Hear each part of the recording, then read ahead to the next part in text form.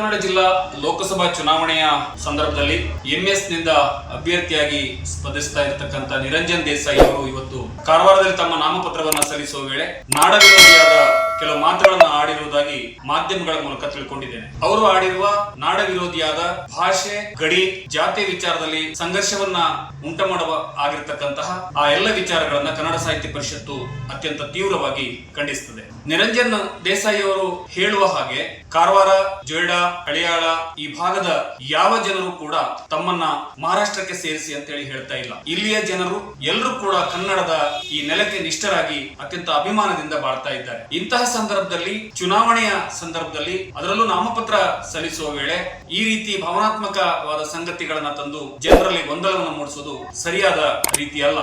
ಅಷ್ಟಕ್ಕೂ ಕೂಡ ಚುನಾವಣಾ ನೀತಿ ಸಂಹಿತೆಯಲ್ಲಿ ಜಾತಿ, ಧರ್ಮ, ಭಾಷೆ, ಗಡಿ ಈ ಭಾವನಾತ್ಮಕವಾದ ವಿಚಾರಗಳನ್ನ ಉಲ್ಲೇಖಿಸಬಾರದು, ಬಹಿರಂಗವಾಗಿ ಹೇಳಬಾರದು ಅನ್ನುವ ಚುನಾವಣಾ ನೀತಿ ಇದೆ. ಹಾಗಿದ್ದಾಗ್ಯೂ ಕೂಡ ಚುನಾವಣಾ ಅಭ್ಯರ್ಥಿಯಾಗಿ ಈ ತರದ ಮಾತುಗಳನ್ನ ಆಡಿರುವುದು ಬಹುತೇಕ ಚುನಾವಣಾ ನೀತಿಗೆ ವಿರುದ್ಧವಾದದ್ದು.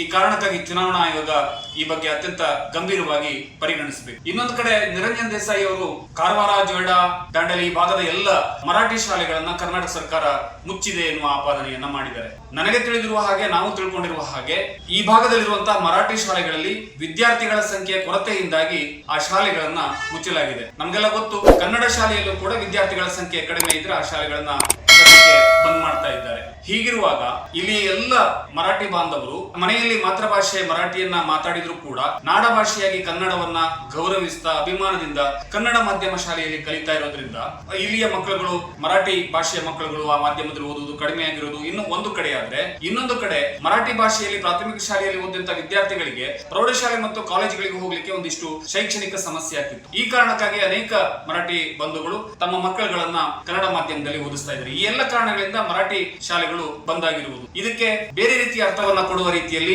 ಭಾಷಾ ಸಂಘರ್ಷವನ್ನ ಉಂಟು ಮಾಡೋದು ನಿರಂಜನ್ ದೇಸಾಯಿ ಅವರಿಗೆ ಸೋಪೆ ಅಲ್ಲ.